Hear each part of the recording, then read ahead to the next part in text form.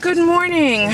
We almost got into a car accident and whew, that was close.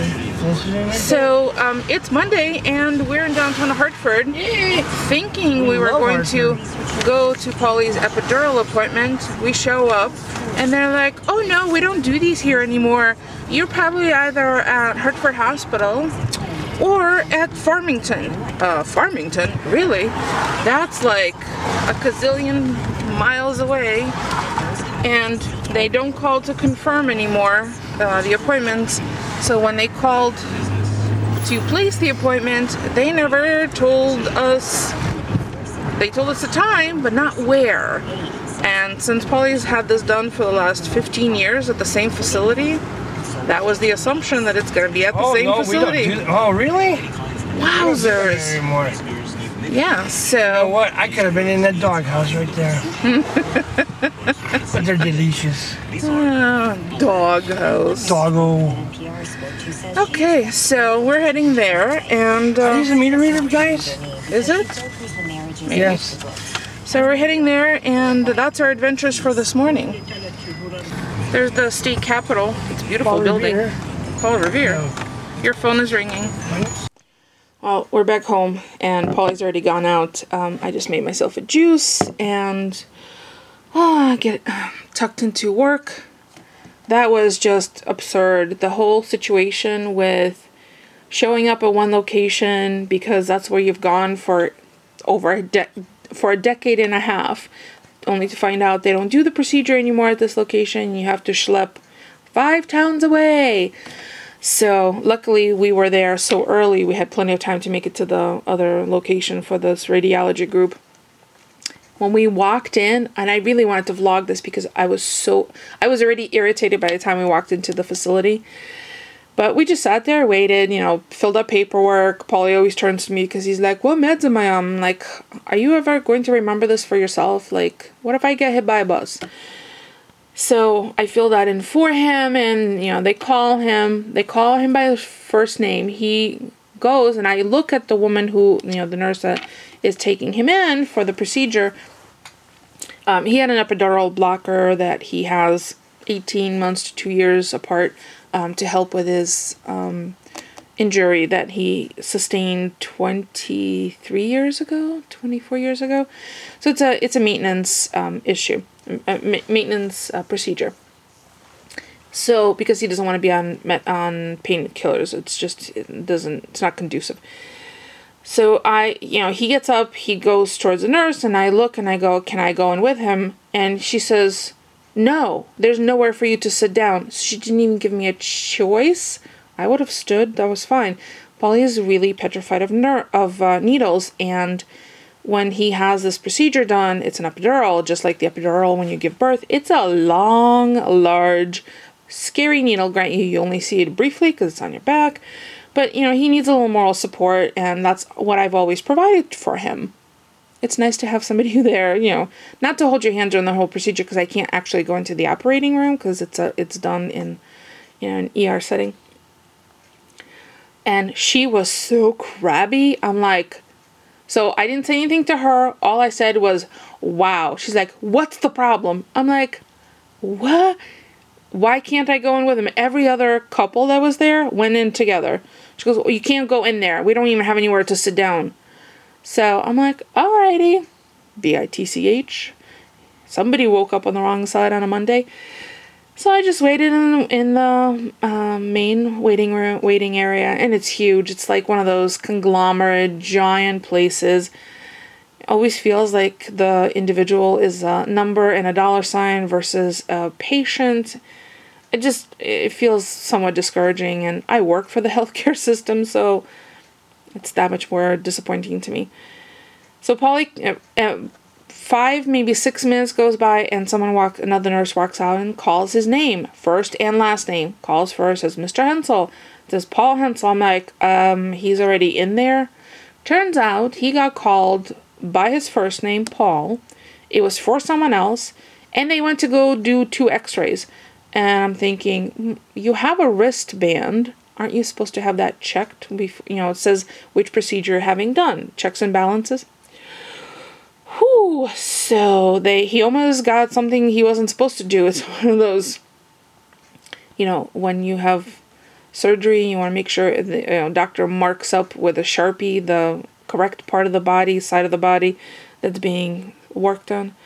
They did figure it out quickly enough that he was not there for an x-ray because he noted that specifically. He's like, no, I'm here for an epidural blocker. I'm not here for an x-ray. And when he came out, after the procedure was done, it took about 40 minutes or so, which is not a very long time. That's pretty quick. He goes, oh, you will appreciate this. I'm like, oh, what, Nurse Crabby? He goes, yeah, she was super crabby.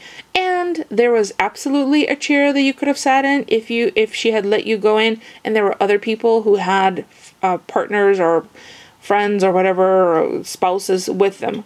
I'm like, yeah, so what was the deal with Nurse Crabby? He goes, never mind. So we left and headed home, made it home in like super fast time because there was no traffic. It was after rush hour. And now he went off to have lunch with his friend who's on vacation. And he wanted to take his friend Kevin, his work wife Kevin, wanted to take him out to lunch. So I'm having a juice on my own. I thought maybe we would, I don't know what I thought. I think my morning started off really, actually it wasn't even my morning. Here's what happened. Last night I made dinner and it was delicious, and I didn't vlog yesterday, did I? No, I didn't. I made beautiful ham with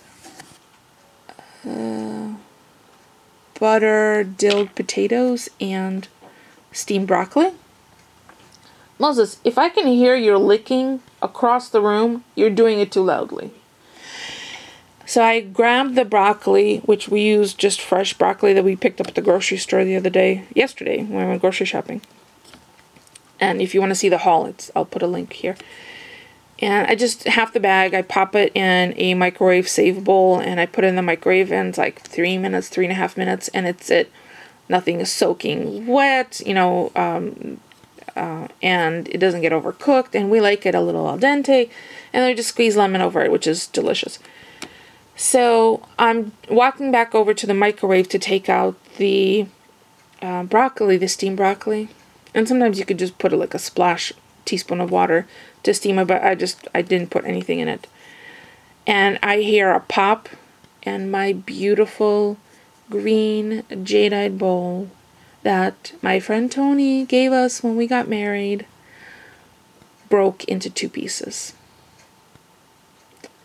I was crushed. So that's how it started. Last night, my poo mood, and I don't really hold on to it for too long. So that happened, and Paulie came downstairs. He was doing something upstairs. He came downstairs when I called for dinner, and I stood in front of him holding the 2 sides of the broken bowl with tears gushing down my face. It was just, and it wasn't really the bowl. It was the idea behind the bowl, and the fact that I was careless, and I probably shouldn't have used that particular bowl in the microwave. I've used it 100 times before, but it gave in. It gave up, and 2 pieces, so I didn't have to throw it out. I probably could have saved it, maybe made a mosaic out of it if, I don't know, it looked like it was going to just keep shattering. It had given up. And then after dinner, I cleaned up. And I like to clean up now, to wake up in the morning with a clean kitchen, which is always a good thing. And just before going to bed, I went to use the bathroom downstairs, and I hear a whack, and I'm thinking, what is going on? Like, what how many things are going to get broken? Don't laugh. Well, you can laugh because it's kind of funny. The toilet seat broke. You know, the little, just the weirdest thing. And this is not the first time it's happened. I think this is the 5th or 6th time, and it's always this one toilet in our house. And I have a feeling that the entry points, the 2 holes in the ceramic bowl where the toilet seat gets attached to, I think one of them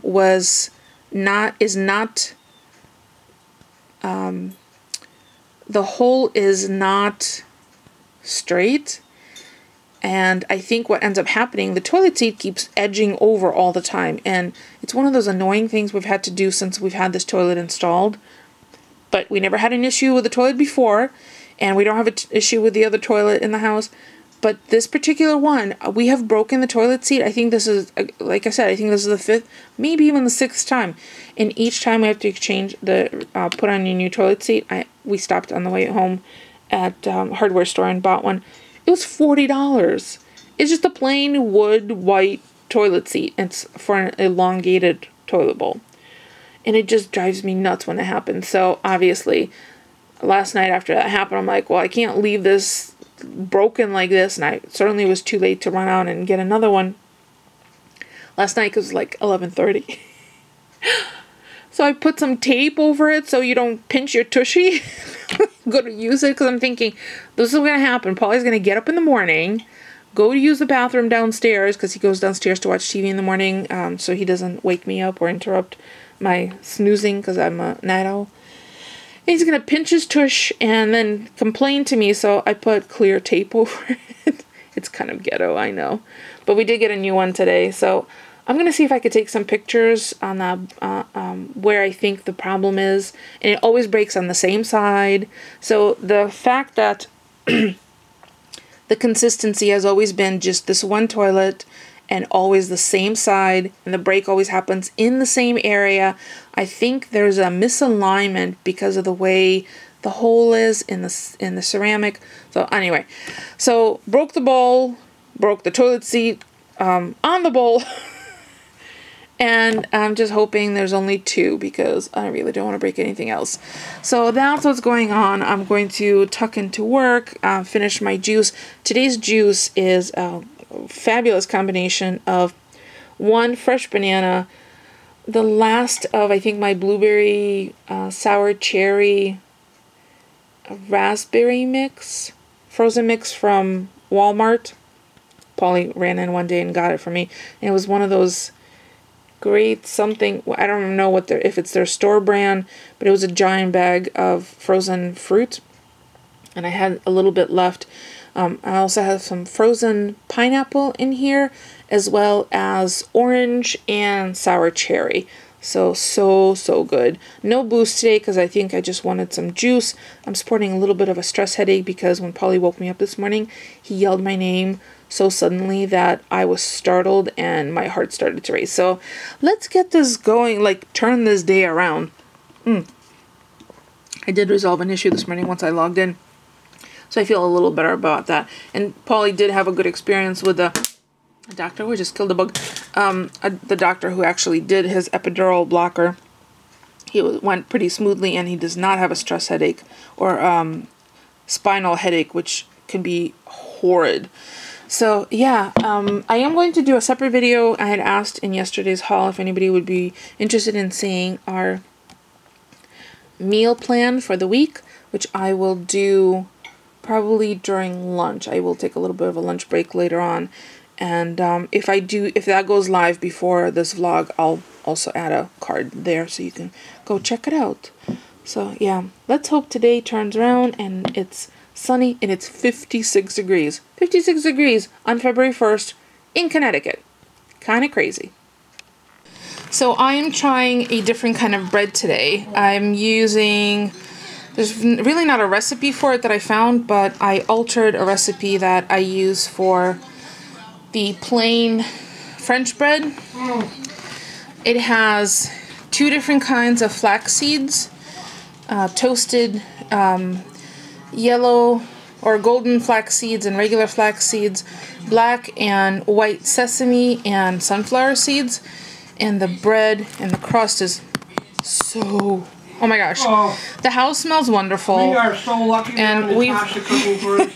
And it's the best bread you ever had in your life. We've probably eaten a third of the bread at least already. So instead of making butternut squash soup for tonight for dinner, we decided to just have appetizers. So we have bread with this really delicious extra virgin coconut spread. It's from the Simply Nature, which is a Aldi brand. It's so tasty, so good. Have some. Yeah, I would bake everybody a loaf of bread if I could. It's so good. So I will put a full recipe if you'd like to check out this bread or try it in your bread maker on my blog, and I'll include a link in the description so you can check it out. It's just so nutty and delicious and easy. There's not a lot of ingredients, and you can leave the seeds or nuts out as you like or don't like. We both looked at each other and said, oh my god, it's the best bread we ever had. And just crusty and delicious and fresh out of the oven. So there you go.